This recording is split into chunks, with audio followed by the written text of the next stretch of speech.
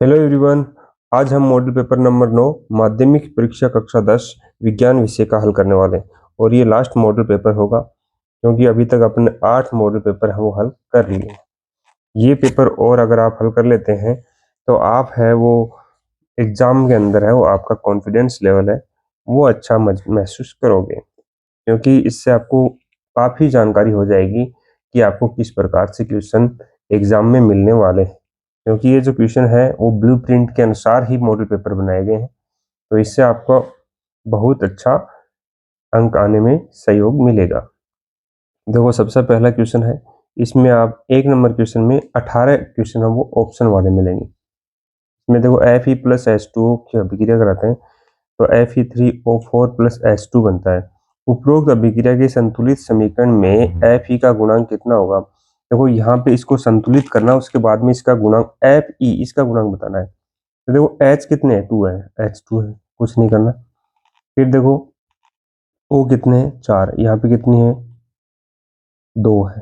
तो यानी यहाँ पे अगर अपन में 4 लगा दूं तो 4 O हो गए, ठीक है। H कितने हो गए, 4 को 2 से गुणा करोगे 8, तो यहाँ पे 2 है तो यहाँ पर मैंने 4 लगा दिया, ठीक है। Fe के साथ में कितना, 3 है, तो यहाँ पे 3 लिख दिया। यानी Fe का गुणांक कितना हो जाएगा, 3 हो जाएगा। फिर नेक्स्ट क्वेश्चन है, आलू के चिप्स को खराब होने से बचाने के लिए उन्हें प्लास्टिक बैग में किस निष्क्रिय गैस के वातावरण में पैक किया जाता है। वो तो गैस कौन सी होती है, देखो उसमें उनको बचाने के लिए जो प्लास्टिक की पैकिंग की जाती है ना, वो नाइट्रोजन गैस होती है। फिर है, वायु में लंबे समय तक उद्भासन से सिल्वर की वस्तुएं काली हो जाती हैं, ये किसके बनने से होता है। कौन सा यहाँ पे जो ऑप्शन है वो सही होगा, देखिए इसका आंसर बताइए, आप कमेंट कीजिए, ठीक है। तो इसका आंसर होगा Ag2S। फिर है, स्टेनलेस स्टील में आयरन को किन के साथ मिश्रित किया जाता है, बताइए कौन सी दो धातुएं होंगी। आंसर कमेंट करें, ठीक है। देखिए किसका आंसर सही है, निकिल व कॉपर। नेक्स्ट क्वेश्चन अपना, एल्काइनों का सामान्य सूत्र है।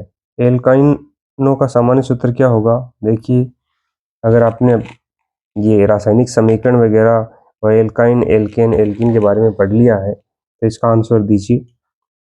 सही आंसर क्या है, देखिए कमेंट करें, ठीक है। CnH2n-2 यह होगा एल्काइन श्रेणी का सामान्य सूत्र।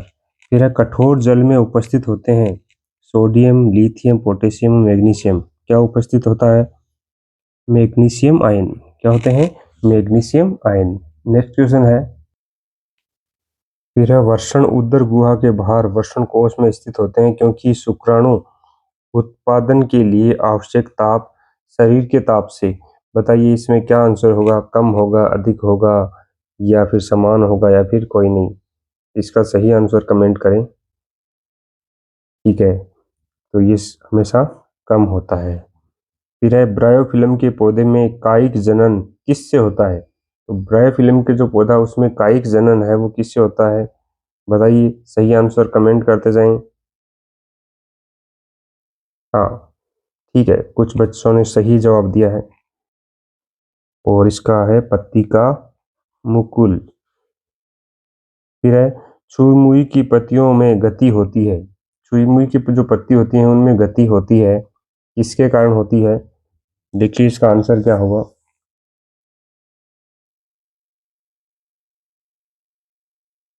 कंपानुकुंचन। फिर है, टेस्टोस्टेरोन तथा एस्ट्रोजन संबंधित हैं, किससे संबंधित हैं ये, तो इसका सही जवाब होगा यौवनारंभ से। अग्रिम सूर्योदय एवं विलंबित सूर्यास्त का कारण है, किस कारण से होता है ये, तो इसका सही जवाब कमेंट अवश्य करें, वायुमंडलीय अपवर्तन। फिर है, मानव नेत्र में पुतली के आकार को नियंत्रित करता है, कौन नियंत्रित करता है, इसका आंसर कमेंट करें। सही जवाब आने पर आप अपने क्वेश्चन को नोट करते जाएं कि आप कितने क्वेश्चनों का आंसर है वो सही दे पाते हैं। ठीक है, तो इसका सही जवाब होगा पारितारिका। फिर है विद्युत परिपथ में धारा मापने वाला उपकरण है। कौन सा उपकरण है जो विद्युत धारा मापने के काम आता है? इसका सही जवाब होगा एमीटर। फिर है दिए गए परिपथ में बिंदु ए व बी के मध्य तुल्य प्रतिरोध होगा। ए व बी के मध्य तुल्य प्रतिरोध कितना होगा? देखो ये बिंदु ए है और ये बी है। सही आंसर कमेंट अवश्य करें।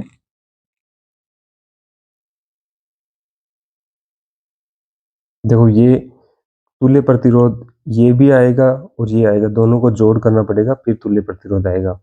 तो ये तो है श्रेणी क्रम में, और फिर ये दोनों जैसे 2 और 2 4 हो जाएंगे, 4 हो जाएंगे ना, और फिर ये भी 4 है, तो ये 4 और 4 किस में हो जाएंगे? समांतर क्रम में। तो समांतर क्रम में तुल्य प्रतिरोधों को कैसे जोड़ा जाता है?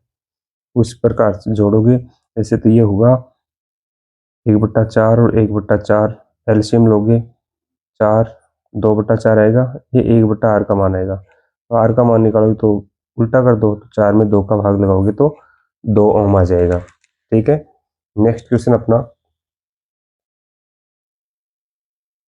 नेक्स्ट क्वेश्चन देखो, चुंबक के सजातीय ध्रुवों में परस्पर होता है। चुंबक के जो सजातीय ध्रुव होते हैं उसमें क्या होता है? समान समाधान के बीच में हमेशा प्रतिकर्षण होता है। स्थायी चुंबक बनाए जाते हैं। स्थायी चुंबक वो किससे बनाए जाते हैं?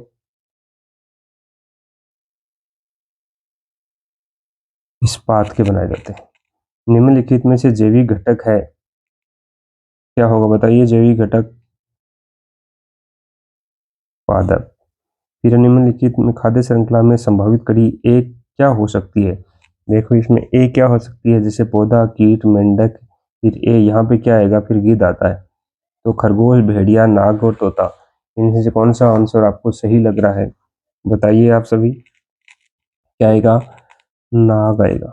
ठीक है, फिर अपन क्वेश्चन नंबर 2 सरल करने वाले हैं इसका। क्वेश्चन नंबर 2 में आपको 6 रिक्त स्थान वाले क्वेश्चन मिलेंगे। दही एवं खट्टे पदार्थ ये क्या होते हैं? अम्लीय होते हैं।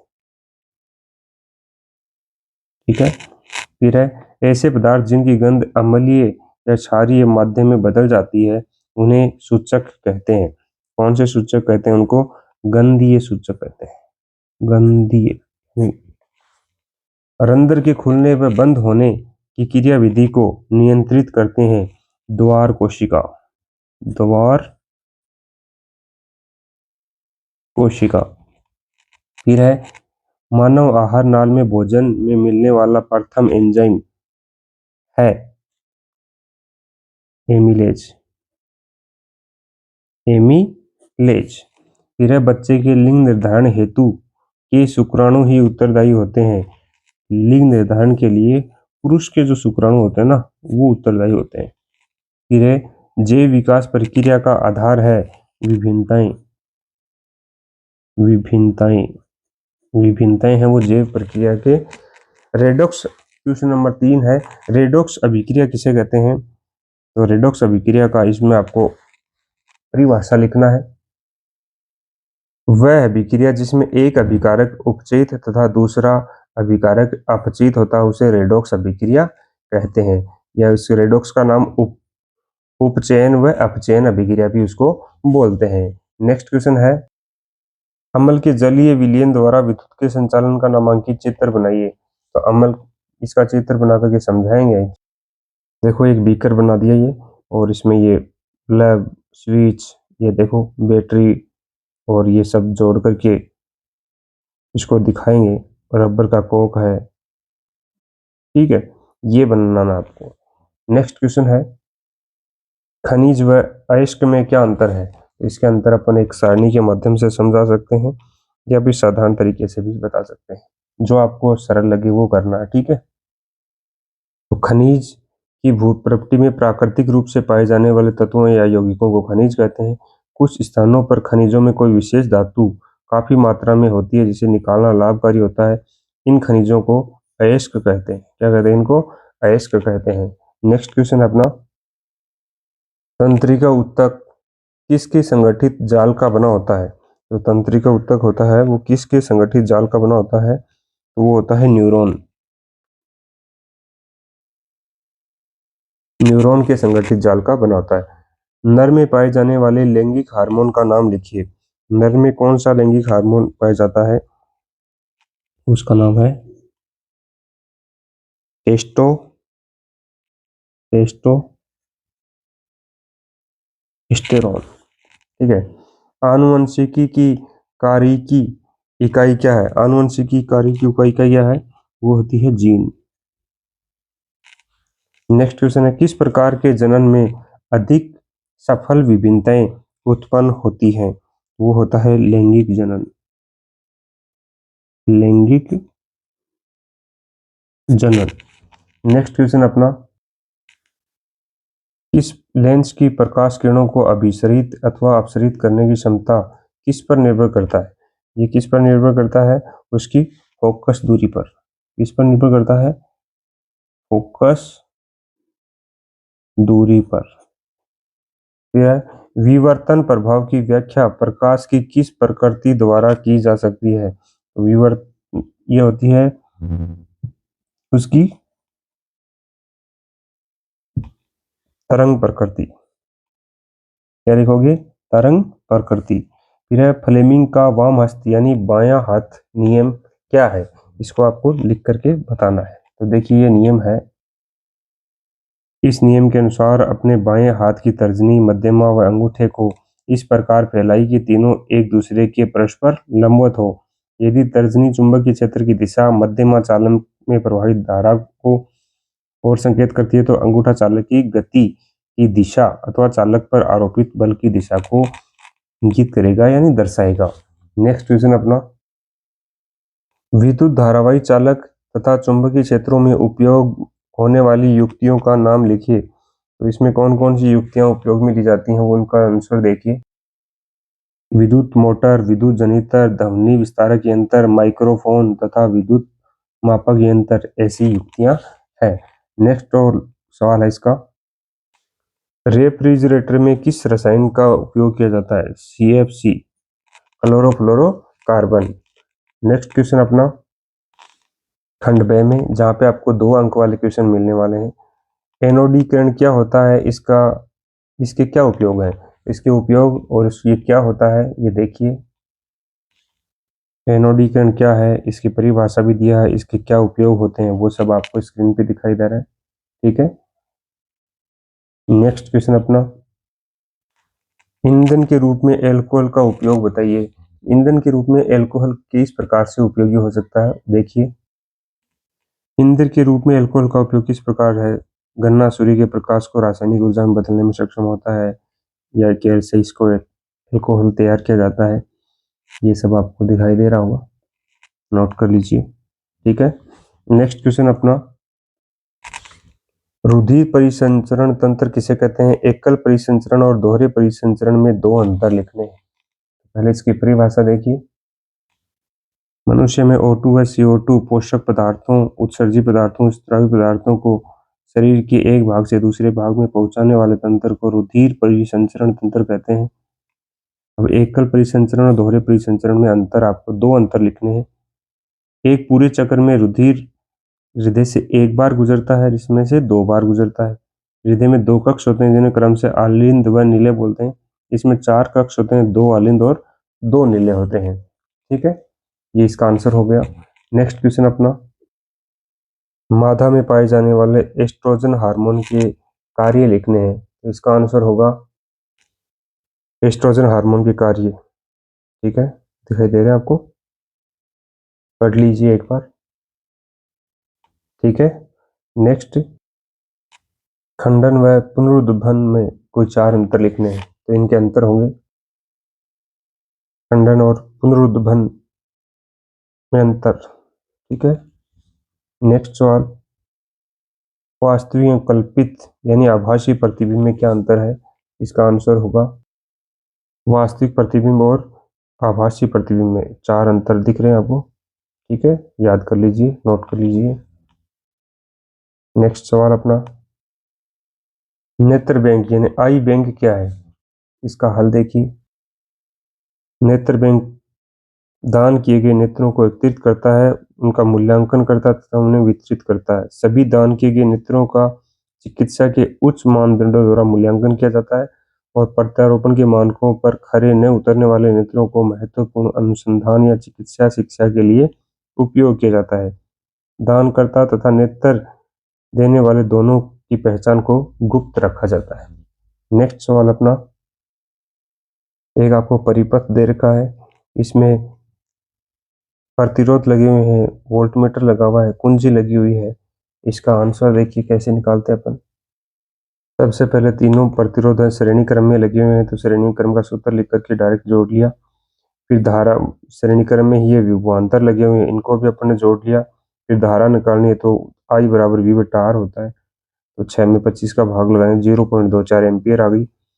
अब एमीटर का पाठ्यांक निकालना है, तो 0. यही इसका पाठ्यांक होगा। अब वोल्ट मीटर का पाठ्यांक निकालेंगे तो वो होगा V बराबर IR, यानी I को और एक जो प्रतिरोध है उससे आप क्या कर दोगे, गुणा कर दोगे, तो वो वोल्ट मीटर का पाठ्यांक आ जाएगा।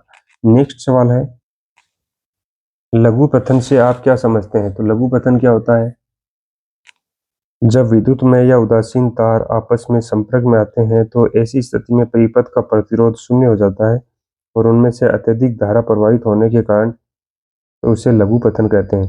अत्यधिक विद्युत धारा प्रवाहित होने पर विद्युत उपकरण बहुत गर्म हो जाते हैं और इनसे आग लग सकती है या पूरे परिपथ में आग लग सकती है, जो कि भयंकर दुर्घटना का रूप ले सकती है। नेक्स्ट क्वेश्चन अपना, एक कृत्रिम परितंत्र का चित्र बनाकर उसका वर्णन कीजिए।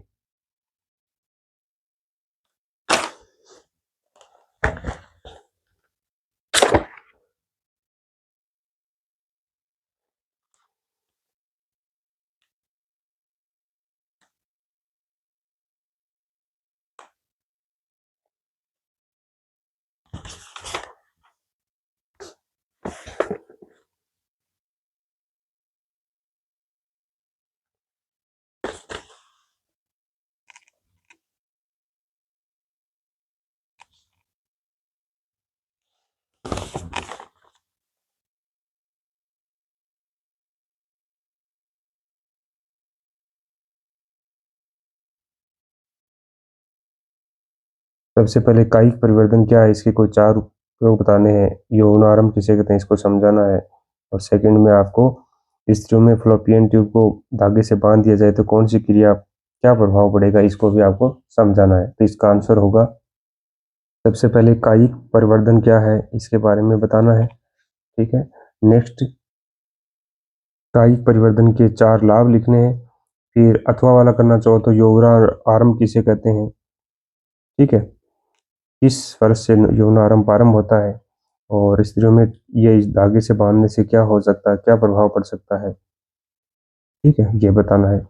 फिर नेक्स्ट क्वेश्चन में आपको 17 नंबर क्वेश्चन है, इसमें देखो एक कुल विभवांतर जब श्रेणी क्रम में प्रतिरोध दिए हुए हो, कुल विभवांतर जब आपको पार्श्व क्रम यानी समांतर क्रम में प्रतिरोध, देखो ये लगातार जुड़े हुए, इनको श्रेणी क्रम और ये समांतर क्रम कहलाता है। ठीक है, इनका प्रतिरोध कैसे ज्ञात किया जाता है वो भी देखिए। प्रतिरोधकता, प्रतिरोध, व्यास, त्रिज्या निकाली, अनुप्रस्थ काट क्षेत्रफल निकालने का सूत्र होता है A बराबर पाई आर स्क्वायर। आपने ये सूत्र लगा दिया, तार की लंबाई आ गई, मान रख दिया, इसमें मान रख दोगे तो इसका ये आ जाएगा। ठीक है, नेक्स्ट क्वेश्चन अपना 18 नंबर। खंड द में आपको 3 क्वेश्चन मिलेंगे जो 4-4 अंक के होंगे और इसमें भी अथवा में मिलेंगे। इसमें धातु के साथ अम्ल की अभिक्रिया होने पर किस प्रकार से आवश्यक चित्र बनाना है या गंधीय सूचक किसे कहते हैं, इसका उदाहरण देना है। और इसका सेकंड पॉइंट है, सोने के पानी में कार्बन डाइऑक्साइड गैस प्रवाहित करने पर कौन सा यौगिक किस प्रकार बनता है। ए बी रासायनिक सूत्र, उसका रासायनिक अभिक्रियाओं का समीकरण भी देना है। इसका आंसर देखिए आप। सबसे पहले धातु के साथ अम्ल की क्रिया दिखाइए। जिंक के साथ में सल्फ्यूरिक अम्ल की क्रिया कराएंगे तो zinc sulphate plus H2 gas बन जाएगी। हाइड्रोजन की उपस्थिति में जांच करने के लिए सबसे पहले साबुन के विलयन में प्रवाहित करते हैं, जिससे बुलबुले बनते हैं तथा इसके पास जलती हुई मोमबत्ती ले जाने पर वो गैस नीली ज्वाला के साथ फटफट की आवाज के साथ जलती है। इसका आवश्यक चित्र बनाना ही। ठीक है, और इसमें अथवा वाला करना चाहो तो गंधीय सूचक किसे कहते हैं, इसकी परिभाषा लिखनी है, उदाहरण देकर के समझाना, जैसे चूने का पानी कार्बन डाइऑक्साइड, कैल्शियम कार्बोनेट और जल बनाता है। दूसरी ओर अभिक्रिया दे सकते हैं। नेक्स्ट क्वेश्चन अपना, पाचन किसे कहते हैं? हमें से होने वाली पाचन क्रिया का वर्णन, मानव पाचन तंत्र का नामांकित चित्र या नाम सहित चित्र बनाना है। अथवा में पैरामीशियम में पोषण की विधि को समझाना है। मानव में जठर ग्रंथि का स्रावित प्रोटीन पाचक एंजाइम का नाम लिखना है। बाकी रुद्राक्ष की लंबाई कम क्यों होती है स्पष्ट करना है। इसका आंसर होगा, सबसे पहले तो जटिल पोषक पदार्थों को जल अपघटन द्वारा सरल पोषक पदार्थों में बदलने की क्रिया को पाचन कहते हैं। और फिर आमाशय में पाचन किस प्रकार होता है ये समझाना आपको। ठीक है, नेक्स्ट क्वेश्चन अपना,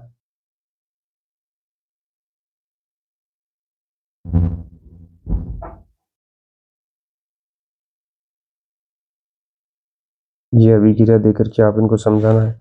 और सेकंड वाले में करना चाहो तो ये मानव का चित्र बनाना है। देखो पाचन तंत्र कहाँ इसमें होता है, आपको इनके नाम लिखने हैं। ठीक है, पैरामीशियम कोशिका क्या होती है इसके बारे में भी समझाना है। मानव में जठर ग्रंथि का स्रावित प्रोटीन पाचक एंजाइम क्या होता है इसके बारे में समझाना है। और नेक्स्ट इसका देखिए, क्वेश्चन नंबर 20 है, प्रकाश के परावर्तन से बारे में समझाना है। वक्रता, त्रिज्या, फोकस दूरी, बिंब दूरी, ध्रुव के मध्य। अथवा वाले में देखो ये बताना आपको। ठीक है, इनका आंसर देखिए आप। प्रकाश का परावर्तन किसे कहते हैं? जब कोई प्रकाश की किरण एक माध्यम से चलकर दूसरे माध्यम में सतह की टकराकर वापस उसी क्रम में लौट जाती है तो इस घटना को प्रकाश का परावर्तन कहते हैं। बिंब वस्तु वक्रता के अंदर स्थित हो तो इसका चित्र बनाना है। स्थिति, प्रकृति और आकार लिखना है। फोकस पर स्थित हो तो उसकी स्थिति, प्रकृति और आकार क्या होता है चित्र बना के दिखाना है। और फोकस व ध्रुव के मध्य हो तो उसकी स्थिति, प्रकृति और आकार चित्र से बताना है। अथवा वाला करना चाहो तो आप देखिए, ये देख सकते हो। ठीक है, इस प्रकार से अपना एक मॉडल पेपर यहीं पे समाप्त होता है। आगे हम फिर मिलते हैं कुछ इंपॉर्टेंट टॉपिक्स के साथ। तब तक के लिए धन्यवाद। जय हिंद, जय भारत।